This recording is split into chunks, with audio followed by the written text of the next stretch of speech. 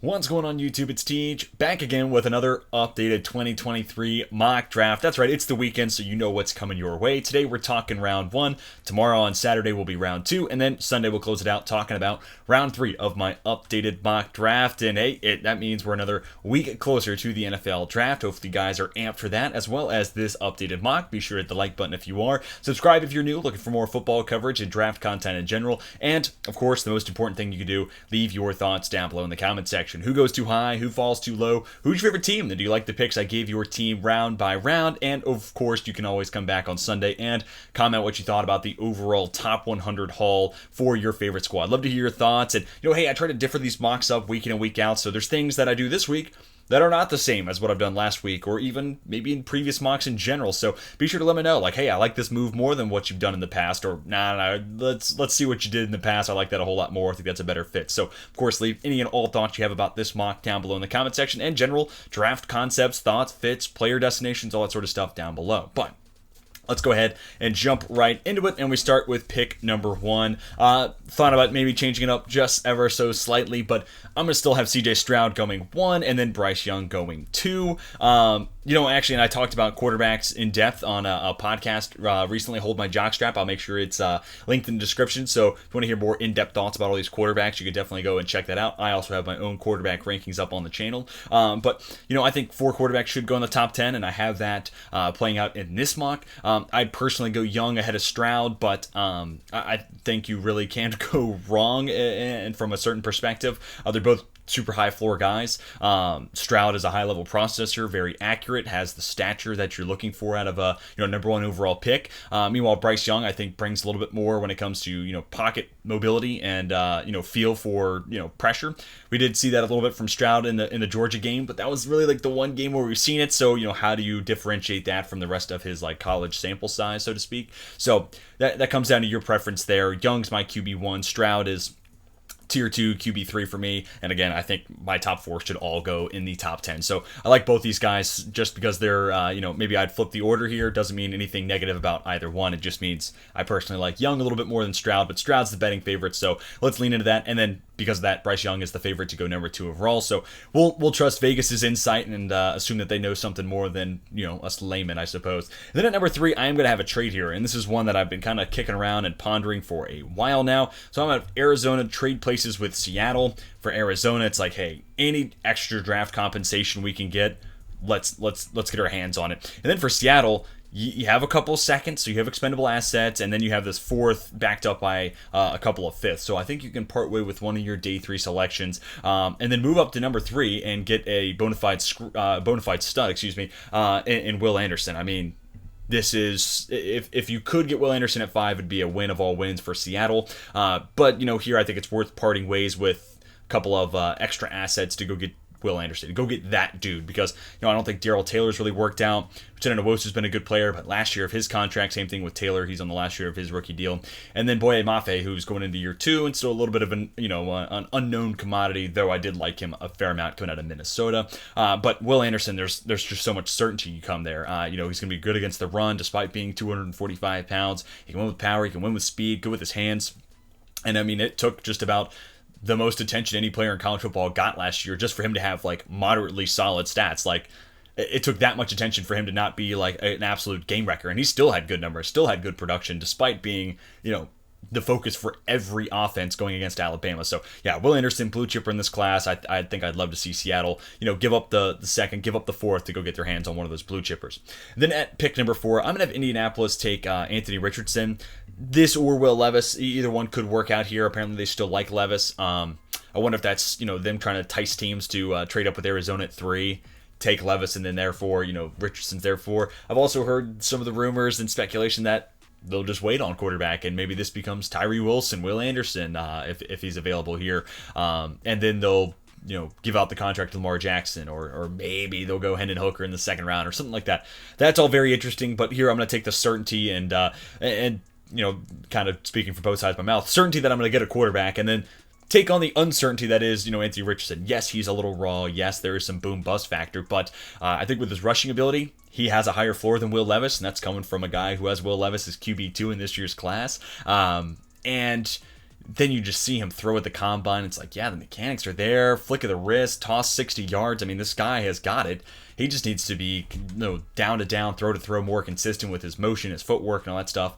And it just comes with reps. So seeing Shane Steichen and the work he's done with, Justin Herbert his rookie year, Jalen Hurts over the last year and a half, 2 years he was there as the OC, but last, half year of 2021 into 22, and then all of 22 into 23, he was the play caller. And I mean, that offense was best run when Shane Steichen was calling plays. So I'd love to see him work with yet another toolsy guy and tap into what he did with Hurts. Take advantage of a guy with good legs, buy them time to grow as a passer, and then let's see where this ship goes, right? So I'd love that landing spot there for Anthony Richardson, and I plan on doing my favorite fits of every team and every player. And man, it's hard to say I don't want to see Shane Steichen and Anthony Richardson team up, and let's see what this potential kind of blooms into. So then that takes us to Arizona, trading back a couple spots, and I'm gonna have him take Jalen Carter. Obviously he is such a tricky player to mock because you're hearing stuff about maybe there's higher possibilities of him slipping into the teens. Then his agent's like, we're not taking team visits with people outside the top 10 because we're confident he should go in the top 10. And that could come back to bite, or, maybe they're like, yeah, no, we're not going to get past 5, 6, maybe 9 or 10 with Chicago and Philadelphia being two teams I think he makes for a really good fit for as well. But the off the field, I know the maturity questions are not going to be for everybody. And, I read the comments of every mock draft, and I read every comment. So be sure to, again, leave your thoughts down below. And I mean, I know there's a lot of teams who don't want to see Jalen Carter, and I know there's a lot of fans who are like, I'd rather my favorite squad pass on him and let's go elsewhere. And I get that, but just focusing on the tape here, he's the best non-quarterback in this class to me. And I mean, it's hard to get over the maturity, question marks that might not, may or may not be there.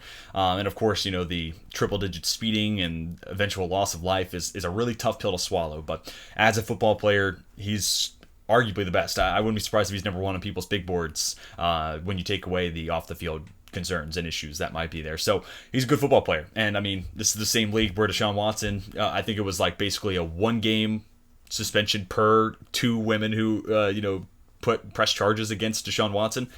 Talent wins in the NFL, which it's slimy and it's gross, and I feel like I need to take a shower just saying that. So it's not ideal. It's not ideal from someone, who's just a fan and, whatever. But that's what happens. Deshaun Watson doesn't miss a full year. These guys with off the field issues, Kareem Hunt gets a job pretty soon after. So I think that's kind of play out here with Jalen Carter, where we'll go by 5 years, and as long as he doesn't have any other blips on the radar, we're just gonna kind of forget about it, which sucks from a human perspective. But here for the Cardinals, let's get back on track here and talk about football. That's more of my expertise. But the Cardinals need an interior disruptor. You lose Zach Allen, and we've seen the impact that Jeffrey Simmons, Christian Wilkins, Aaron Donald, of course, have made as that interior disruptor. It's a true force multiplying effect. And if Arizona can get that, then maybe that helps be the catalyst for Cam Thomas in year 2. For Amaje Sanders taking a step forward in year 2. I'd love to see what Jalen Carter in the middle of that defense does for the rest of that front. And also, Jonathan Gannon's coming over from Philadelphia, where they have prioritized interior defensive line. So with Jalen Carter staring him in the face, I've had mocks where they take Anderson at 3, but Anderson's off the board here. And Wilson could certainly make sense, but I think this is a 1 or 2 year retool, and let's just go with best player available and hope that the maturity concerns kind of go by the wayside, and let's get, in my opinion, the best non-quarterback in this class, and let's turn this defensive line around. That takes us to the Lions here at 6. I'm going to go cornerback. I get it where Lions fans are out on the secondary market, at least this early. Maybe it's something they prefer to see in the second round, but Christian Gonzalez, my cornerback 1 in my tier 1 with 2 other guys. Definitely go back, check out my cornerback rankings if you missed it. But this guy's special. I mean, size, athleticism. I also think, maybe the weaker part of his game is his break on the football, but even that is not a true weakness by any stretch of the imagination, in my opinion. So I think he's someone you want to draft in the top 10 because he's scheme versatile, press, off coverage, you name it, he can do it. Man, various zones. He's got all the athletic traits. He's got all the body, boxes that you want to have checked. So to me, clear cut CB1, and I like the 2 guys up there in tier 1 with him. But Christian Gonzalez is this great blend of a high floor, but also a high ceiling. And for Detroit, Chauncey Gardner-Johnson's on a 1-year deal. And if he doesn't come back, Cam Sutton's probably sliding inside to play the nickel. And Emmanuel Mosley, 1-year deal. Jeff Okudah, assuming they don't pick up the 5th-year option, 1 year left on his contract. We could be going through 365 days and be back where we were just a couple months ago with Detroit being they need a number 1 corner. And I think Christian Gonzalez kind of future-proofs that position. And, if all works out great, here's the quote-unquote worst-case scenario for Detroit. Gonzalez hits. Emmanuel Mosley looks like a steal at $6 million. Okudah plays out of his mind, and you have a Josh Jacobs situation where it's like, yeah, the fifth-year option might have been a little cheaper, but we'll tag you, and it's fine. And then you have Cam Sutton. And then maybe you get Chauncey Gardner-Johnson back. Like, having that many weapons in the secondary, I promise you, is not going to be prohibitive to you winning football games. If anything, it's going to be very beneficial for you to win football games. So, really like Gonzalez here at 6. And I'm not doing the Lions. I got an interesting first round here for Detroit. Then at 7, I'm going to have Will Levis come off the board to the Raiders. I believe Will Levis has made a top 30 visit with Vegas. If I'm wrong there, I do apologize. Dave Ziegler was also like the first person to talk to Anthony Richardson, so that piqued my interest quite a bit.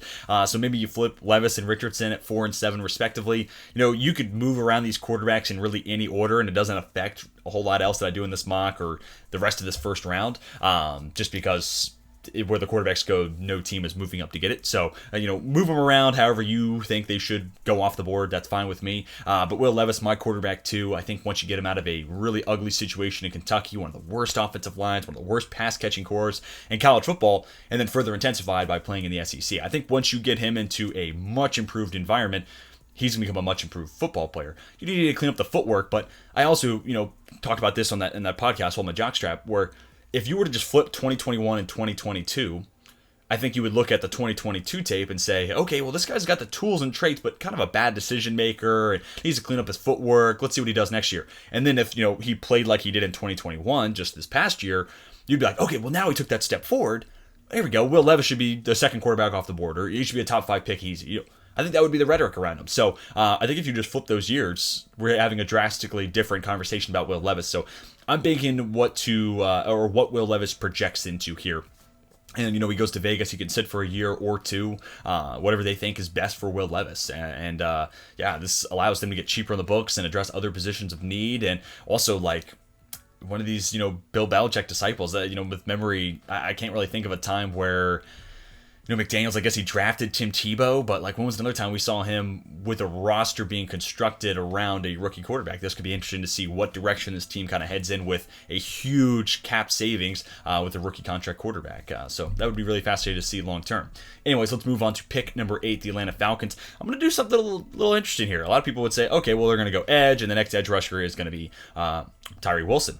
No, I'm going to have it be Nolan Smith. I don't think it's out of the realm of possibilities that teams say, I want the explosive guy over the long arm guy. And I understand that. And you could even say, well, Georgia, they didn't really allow him, based off alignment, opportunities to go one-on-one against guys. And Tyree Wilson took 5 years to break out. So untapped potential versus a late bloomer. Let me see what the untapped potential guy has. Plus, you get to keep the Georgia guy in state. That really shouldn't be a huge calling card. But Terry Fontenot was talking about, it a little bit at the Combine, talking about they put a peach next to guys from Georgia or played at Georgia. So this could be a really interesting fit. And a lot of times I'll mock guys to Atlanta who a little bit more mass, and Tyree Wilson would definitely be that, just because I don't want a very light, outside linebacker duo with Arnold Ebiketie, and then in this case it would be Nolan Smith, but at 235 pounds, he plays the run better than that, and I mean, he's got, I'm not saying he's Micah Parsons, so Falcons fans, do not, don't quote me saying that he's the next Micah Parsons, but Micah Parsons, as an off-ball linebacker, could shoot gaps and get to a ball carrier before offensive linemen could really read, react, and pick him up. So I think Nolan Smith has a little bit of that. So does he need to be 20 pounds heavier? It'd be cool, but if he's getting to a spot, shooting gaps, and splitting between tackles and guard, whatever, doesn't really matter if he's only 235, 240 pounds. I don't think it does. So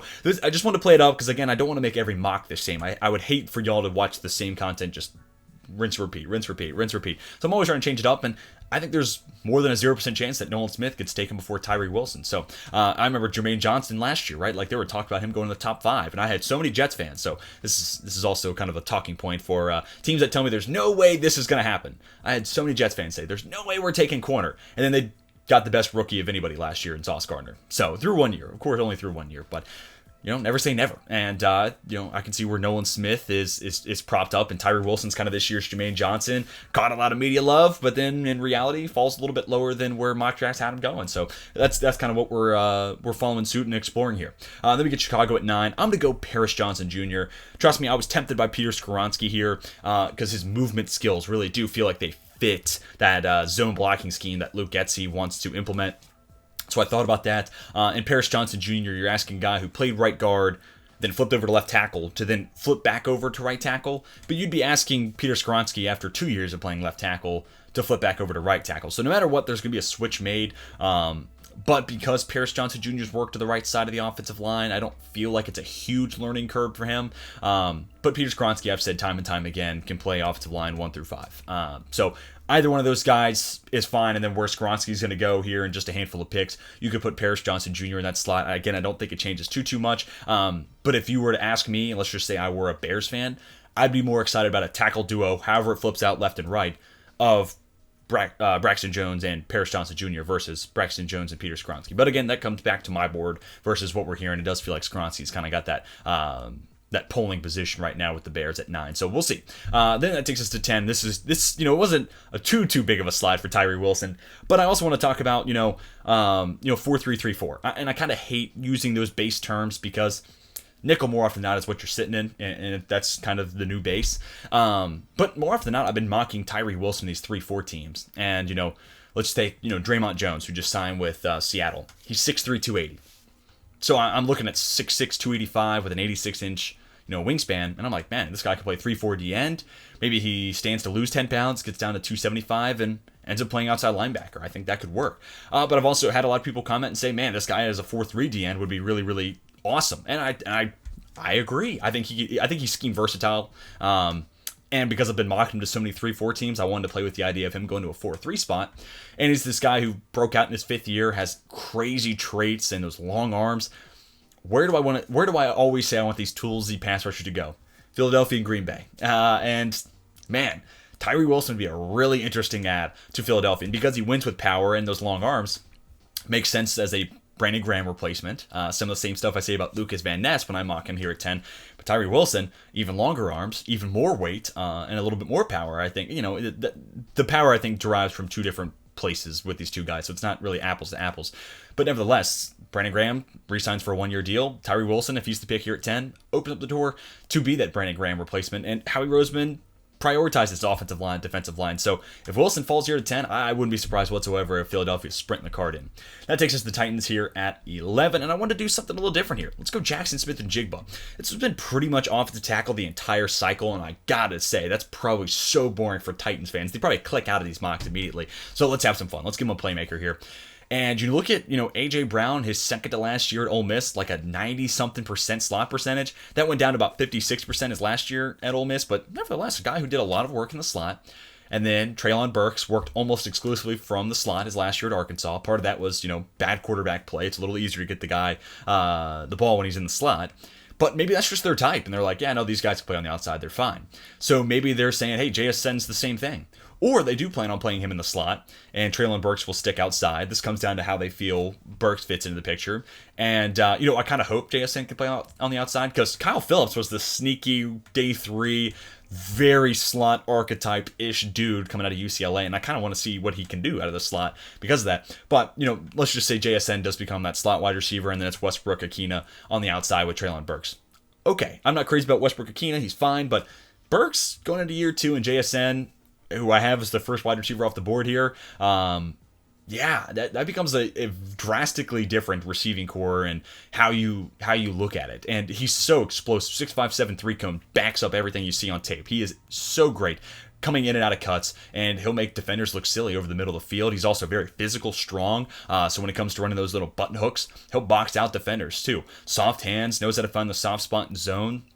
And he's just a high IQ football player. And that's how you overcome some maybe of the athletic limitations he has in regards to straight line speed. So, yeah, let's get another playmaker in that offense. I've been kind of speed focused here because, they're going to be ground and pound. I want that over the top counter. Let's say they forego that here, and it's JSN, Treylon Burks, added into the identity of Ryan Tannehill and Derrick Henry. And, this whole offseason, they've been kind of, we lose a tackle, we sign a tackle. We lose a guard, we sign a guard. We lost David Long at linebacker, we signed Azeez Al-Shaair. So maybe they're thinking, hey, well, we lost a slot wide receiver or, just a wide receiver in general, Robert Woods. Now we got to draft a guy, Jackson Smith-Njigba. I could see them having that type of mindset. All right, let's move on to Houston at pick number 12 now, and I'm going to give them Peter Skoronski. I've done this a few times. It's not necessarily my favorite of all possible picks here for Houston. Quentin Johnston's interesting, and it depends on what Houston fan you're talking to, but I would love to add that type of speed element. But, Shaq Mason, 1 year left on his deal. Titus Howard, I think, is a little bit better at tackle, but he's been a bit up and down in his career. Center's a potential area of issue, and Kenyon Green even last year. I know it's his rookie year, but wasn't a great start to his career. So this kind of gives you the flexibility to be a Kenyon Green replacement, to be an upgrade at right guard long term, because Shaq Mason again on a 1 year deal, and then we'll see what happens with Titus Howard as well. So this is not like a Laramie Tunsil replacement by any stretch. I just think legitimately they could probably find an upgrade. We'll see what Kenyon Green does. So safely, I can say center through to right tackle, and again, maybe Titus Howard sticks. But potentially looking at 4 new starters by the time, like in 5 years. So what does this roster look like? It might just be Laramie Tunsil still there. So don't hate adding Skoronski. Very versatile offensive lineman, shorter arms too. So maybe the move inside to guard is best off for him. To me, he's kind of I'll comfortably say plus level tackle to all pro level guard. So I really don't think you're missing on any sort of landing spot there for Skoronski in regards to position. I think Houston could use that offensive line reinforcement. And that takes us to the Jets. Broderick Jones, been a pick for pretty much the entire cycle with me in the Jets. Some offensive lineman, right? Broderick Jones, not just big and fast, big and strong, but he is pretty mobile, has good footwork, and can get on the run and get to the second level. So I think he'll be a good fit for that zone blocking scheme. And then in a perfect world, Mekhi Becton is able to stay healthy and that body transformation is legit. And then you're talking about, Broderick Jones and Mekhi Becton, and that's a really awesome young, very upside-driven tackle duo. And then you have Max Mitchell there as a swing tackle, just in case you have like a repeat of what happened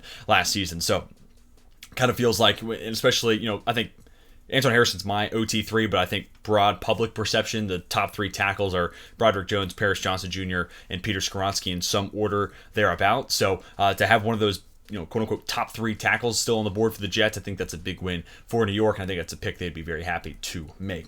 Next, the New England Patriots. Here I'm going to go Quentin Johnston. So this whole, draft cycle, I've been kind of a little bit lower with the wide receivers. Typically, the first one comes off right around here at 14 or thereabouts, and then you start to see a run in the 20s. A little different here with JSN going off at 11, Quentin Johnston at 14, and just want to play with different potential scenarios here with the NFL draft. And I think Quentin Johnston, if New England doesn't land DeAndre Hopkins, is especially with JSN off the board, and even then potentially slot only guy when you already have Juju Smith-Schuster in a multi-year deal. Is that really the route you want to take? I'm not so sure it is. So Quentin Johnston, you add 2 levels of a win here. One, a guy who's so good after the catch and is so slippery with the ball in his hands that you can engineer and manufacture some quick, easy throws and take the game out of really Mac Jones' hands and just make it, hey, just get the ball to the really big, tall, fast guy that makes a lot of people miss tackles.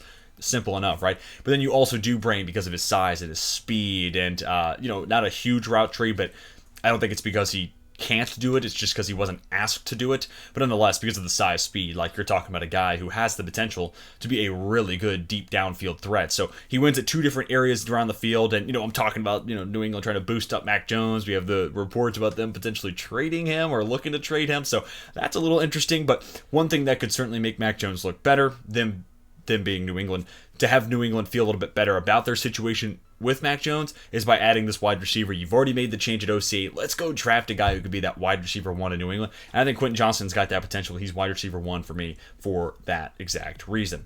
Green Bay Packers, let's go Lucas Van Ness. This has been pretty much Van Ness, Nolan Smith for me of late. And Van Ness gives you that inside-out flexibility. So, this upcoming year, Rashawn Gary coming back off of injury, and then Preston Smith. I think maybe Van Ness plays a little bit more on the inside. And then in a year's time, I hope at least he is the Preston Smith replacement. Save money where you can, right?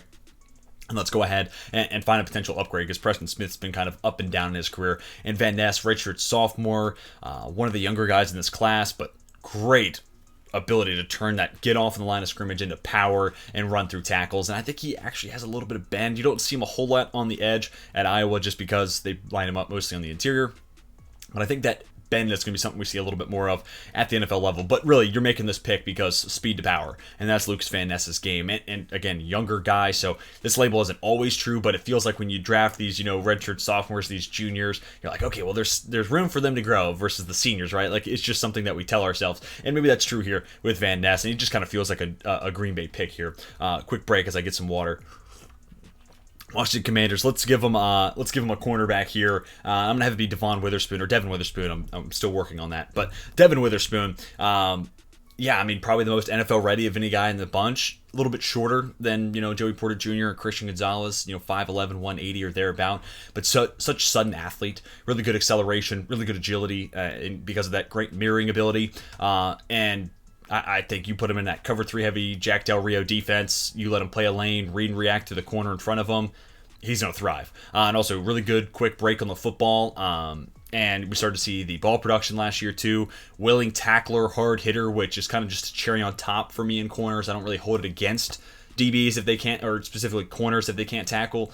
But if they can and they're a hard hitter, then that's a sweet add to the pot. And for 2 former linebackers, head coach Ron Rivera and DC Jack Del Rio, actually that's a trait they're going to be like, yeah, that's our guy. That's a tone setter. Like, I can already kind of hear that conversation in the war room, it feels like. So I think they need a clear, shut down number 1 guy for the future. I think Witherspoon brings that potential. And the same could be said here with Pittsburgh taking Joey Porter Jr. Obviously, this would be a great story for, his dad being a Steeler and winning a Super Bowl, and now Porter Jr. and his 34-inch arms head to Pittsburgh. They need a number 1 corner. And these two teams are both in interesting spots because the pass rush for both squads, legit. And really the one weak link for those two teams, maybe linebacker for both sides too, but it's the cornerback room. Who's that clear-cut number 1 guy? Washington takes Witherspoon, and then I have Pittsburgh here taking Joey Porter Jr. I'm a little worried about him not running the 3-cone.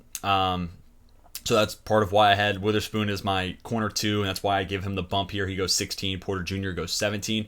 But solid straight line speed, great arm length, great size, and year over year gotten better and better in coverage at Penn State. And I don't think he's tested too much of the catch points. So that's a little bit of a TBD, but I kind of like that. A big, tall corner doesn't get tested in the air. It shows that teams respect him, and they're a little afraid to go his way and attack him vertically. So, I think Joey Porter Jr. is still going to be a great player. So, I've kind of listed out some of my hesitations and worries about him. He's still in my tier 1 of corners, so I think there's superstar potential in the works there for Joey Porter Jr., which would be a huge add for that Pittsburgh defense.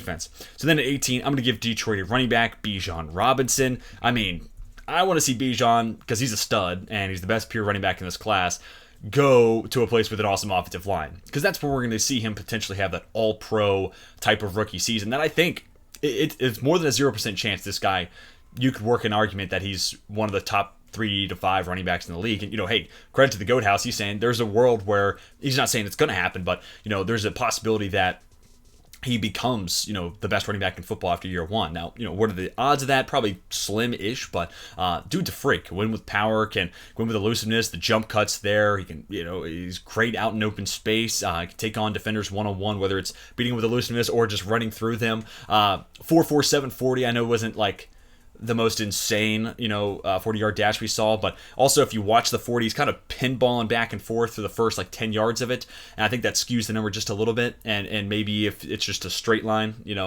maybe he's touching 4.44, 4.43 or somewhere there in that area, but nevertheless, it's going to be just fine. And it's cool to hear Chris Sims say some of the same stuff I've been talking about this whole cycle, and Sims was saying he thinks he could play slot. And if Bijan Robinson, let's just say, it was a wide receiver coming out of Texas, he's probably closer to day 3 versus pick 18 in the draft. But nevertheless, it's cool to see other people say that he's that good of a receiver and he's that good of a route runner. Where just play him in the slot. And I'd love to see him end up in this offense. That's part of why I love this fit, because Ben Johnson's going to find ways to maximize the talent on that roster. So you give him Bijan Robinson, not only a great running back behind an awesome offensive line that's naturally going to produce a lot of great results, Ben Johnson's going to figure out ways to get him in space, and corners are going to have a hard time tackling Bijan Robinson. Linebackers struggle with it, let alone DBs, right? And then work him out in the passing game and see if we can find some in space and create some more of those mismatches. So love it for Ben Johnson, Bijan Robinson, working in tandem.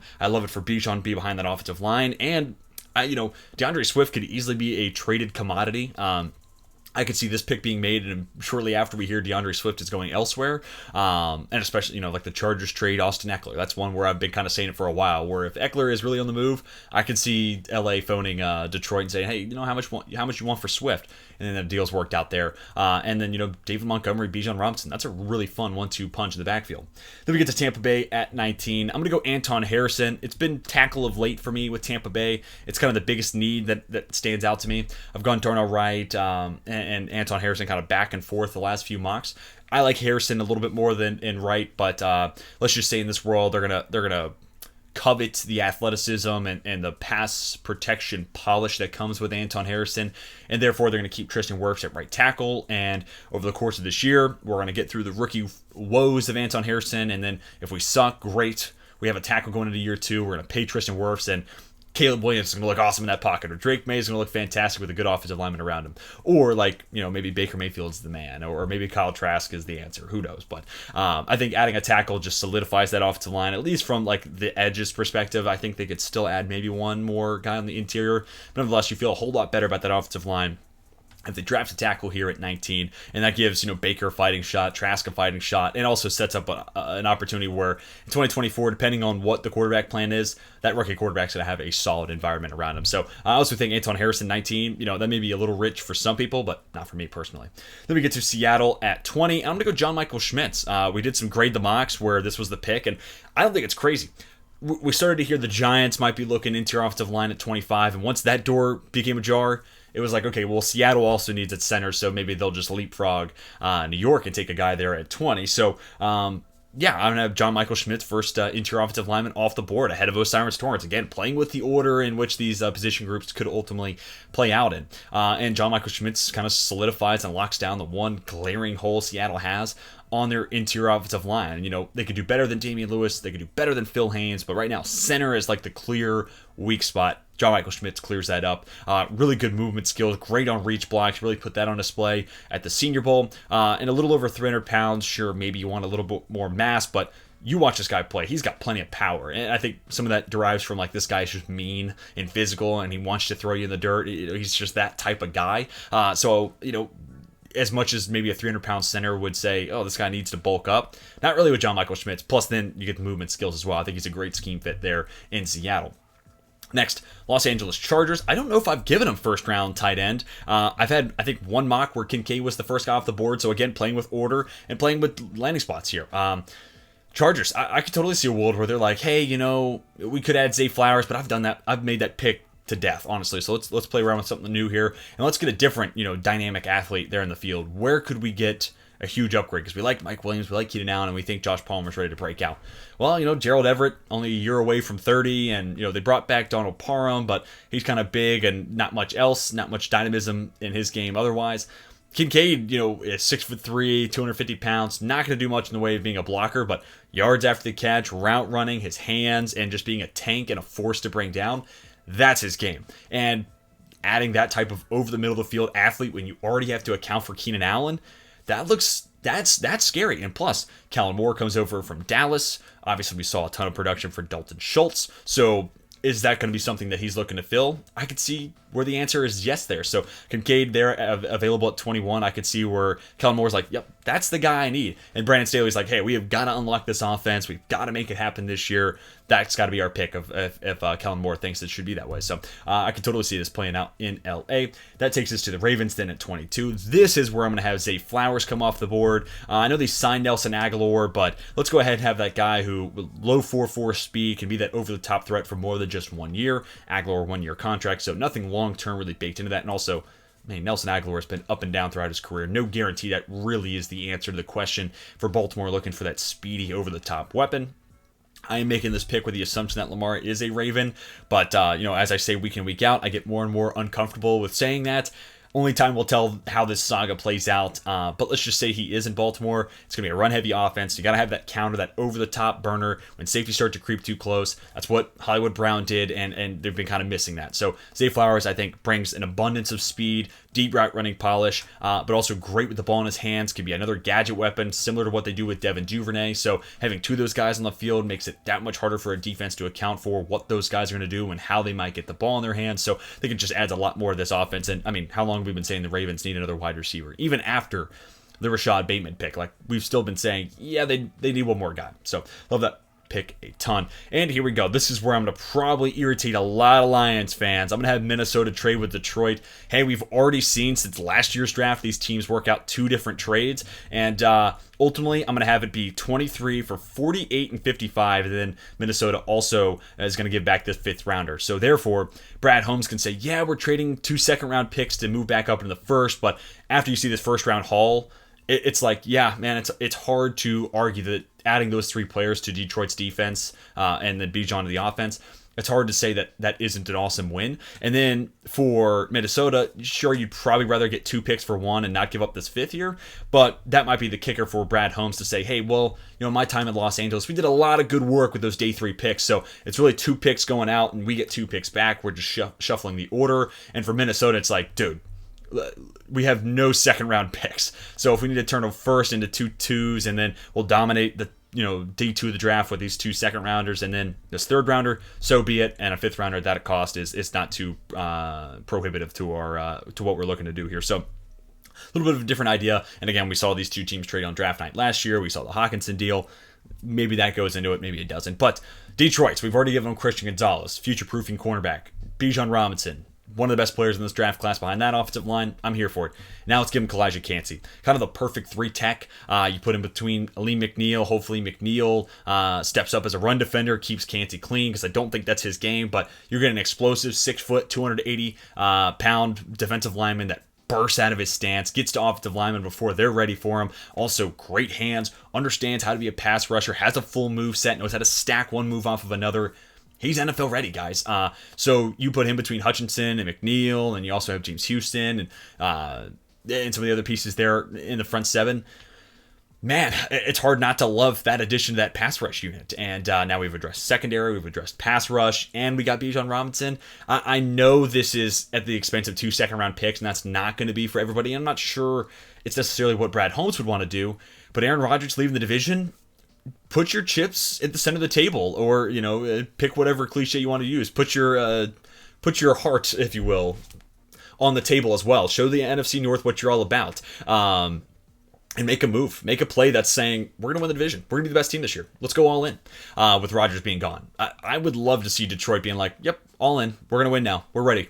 And I'd love to see them trade those 2 twos, get back into the first, and kind of do what the Jets did last year, getting Jermaine Johnson, where it's like, dude, they got Garrett Wilson, they got Sauce Gardner, they got Jermaine Johnson. Wow, what a first round. And then this year for Detroit, it could be Gonzalez, Bijan, and Kancey. And it's like, dude, all right, Detroit, they're making a push to win that division. I would love to see them try to put a stamp on that. So let's move on now. Let's talk about the Jacksonville Jaguars at 24. But if you are a Lions fan, let me know, how much do you want to murder me after giving up 2 second-round picks to get back in the first? Or are you like, hey, Kancey, I think it's worth it.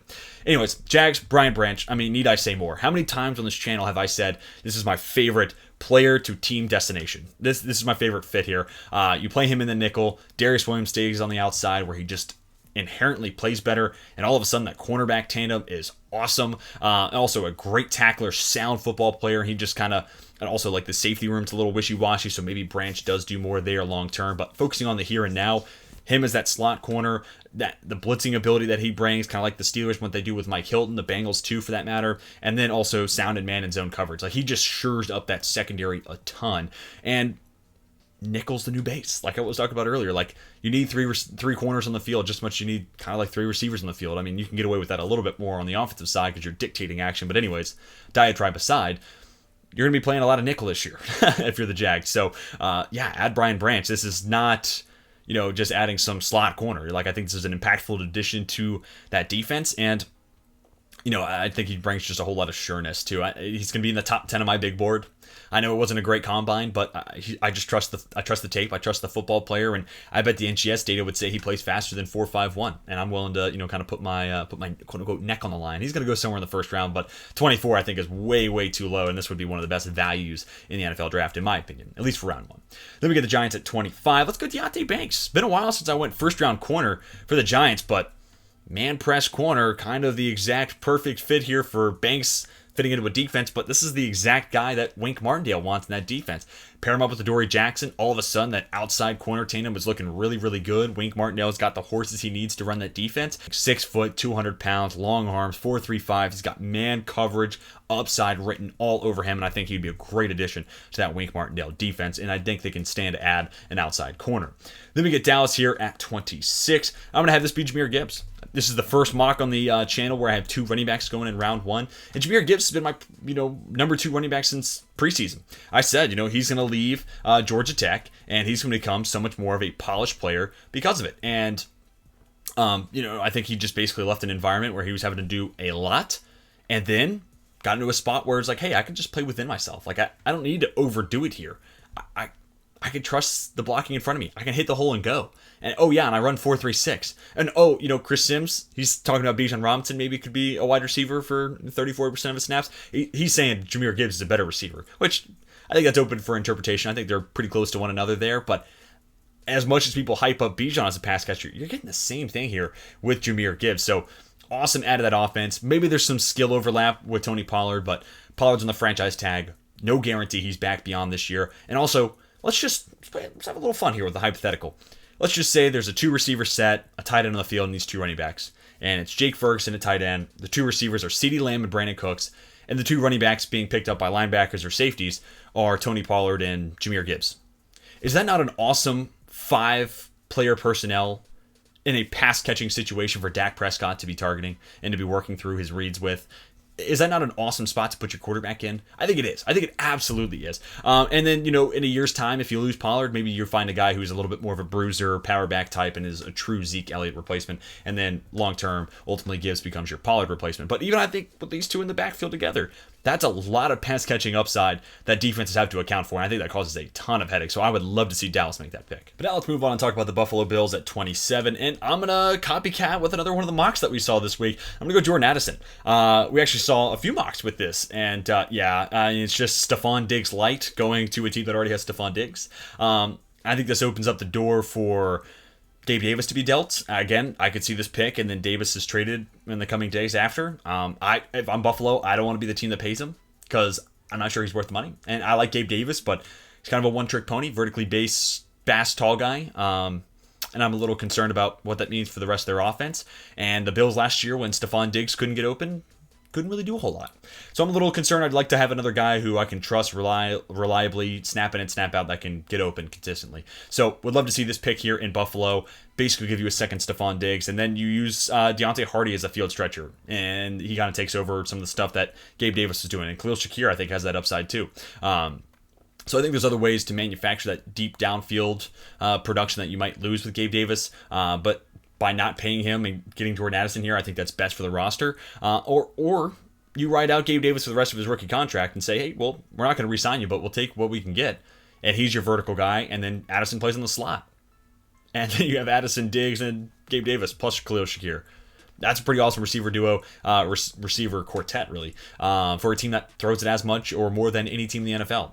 You're going to want that depth. So I think this fit is fantastic there in Buffalo. That takes us to Cincinnati at 28. I'm going to go Darnell Washington. So second tight end off the board, not named Michael Mayer. And, I could see where it's like, hey, well, Mayer's a good enough blocker. Let's go ahead and just take Mayer here and get the receiving upside he presents. I hear you. But because I'm, spoiler, not going to go off to tackle throughout the early part of this mark for Cincinnati, I wanted to get that 6th offensive lineman, and Darnell Washington can kind of be that La'el Collins insurance or whoever the backup there at right tackle ends up being in Cincy. And then there's the untapped potential of him being 6'7", 265. What is he as a receiver? We really didn't get to see that at Georgia.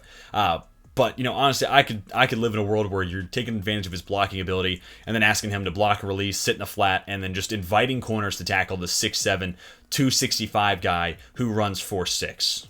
Bring it on. Whatever corner wants to bring down Darnell Washington, by all means, the floor is yours. Let me see it. So I think that could be as simple as that. Like that's the route where you ask him.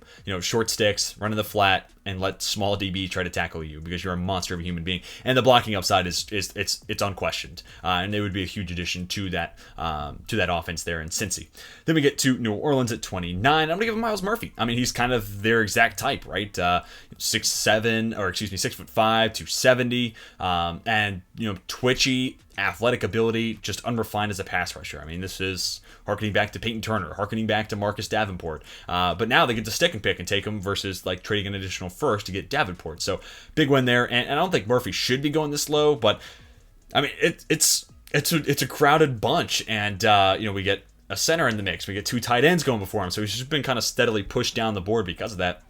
And New Orleans gets to stick and pick and get a great value. They get that third pass rusher, which they covet, and also potential Cam Jordan replacement long term. So I love this pick here for New Orleans. And again, it kind of just feels like the Mickey Loomis edge rush type, and they prioritize having 3 guys. So let's give them that third here in Murphy. At 30, I'm going to have my second interior offensive lineman come off the board. This is O'Cyrus Torrence. And look, Eagles fans, I hear you. I understand. They have Cam Jurgens, but Jurgens to me was center only. He was drafted at like 295 last year, and I was like, yeah, that guy's only going to play center. And even still now, that's where I'm most comfortable with him playing. Maybe he can stick at guard, but yeah, then I think about Aaron Brewer at 6 foot 275 and how he struggled in Tennessee, and I'm like, yeah, 300 pounds is kind of a tough mark for me to not get behind. I've said John Michael Schmitz is fine. At guard, he's right around 300 pounds, but again, he plays way more physical than Cam Jurgens did at Nebraska. So maybe it's just, I'll see it more in Philadelphia, different environment, and the tape will show it. But I didn't really see that at Nebraska. So I'd like to see them draft Torrance, best guard in the class, in my opinion, fall into their lap at 30. He's your Isaac Seumalo replacement. You keep a strength to strength. You keep a mauler in that spot. Big, tall, strong guy. Moves fairly well. Handled the jump from Louisiana Lafayette to Florida, specifically from a pass protection standpoint, pretty well. A lot better than I would have anticipated, to be honest with you. And he just is sitting there waiting for you at 30. And this is like the most Howie Roseman draft ever. Tyree Wilson at 10, O'Cyrus Torrence at 30, and then Cam Jurgens. This is like your one loss of the pick. Jurgens sits the bench for a year. Oh my gosh. And then he's your Jason Kelce replacement halfway through his rookie contract. It's fine. Like, that is not the worst outcome possible. So defensive line, offensive line for the Eagles. If you're a Philly fan, of course, let me know what you think. And then final pick of the first round. I have finally done it. 3 tight ends in the first round. Michael Mayer. Would I love to be Dalton Kincaid? Yes, but because Mayer's the third guy to go off the board, I'm still intrigued by this. 4.7 is, a lot of people are calling him slow, but I mean, that's just kind of like average athleticism for the position, so I don't think he's like unequipped to be a solid pass catcher. He's a solid blocker as well, so you kind of get that, what Noah Gray is there to do, but Michael Mayer does it, but also brings a ton more as a receiver because he's a much better route runner, has great hands, can find the soft spot in zones and sink into it. He's NFL ready. Like, a lot of tight ends struggle year one, but I think Michael Mayer's going to be the exception to that because he's just so refined, was a multi-year starter at Notre Dame. They asked him to do so much because they didn't have any receiver talent last year. So they moved him out wide. They played him the slot. They do anything they could to give him as much of a favorable matchup and to get him into space as often as they could. So I think he's NFL ready. And then Kansas City, leave it to Andy Reid to figure out how he can make this 2 tight end offense the best offense in the NFL, right? And then plus Travis Kelce can't play forever, so maybe Michael Mayer is that replacement to Travis Kelce. But that is going to do it for round 1 of this updated 2023 mock draft. I'm going to scroll across the top so you all can see each pick one more time. Be sure to leave your thoughts down below in the comments section. What picks did you hate? Which ones did you love? Or are there any trades that you're like, no shot, there's no way that's going to happen? And no matter how you feel about the picks, the trades, whatever, let me hear why you feel that way down below in the comments section. This is just the catalyst for a conversation. Started this channel to have a community to talk football with, so let me hear your thoughts down below in the comment section. But hopefully you all enjoyed. Be sure to hit that like button if you did, subscribe if you're new, and be sure to come back tomorrow for the round 2 video. But until then, my name is Teej, and I am signing off.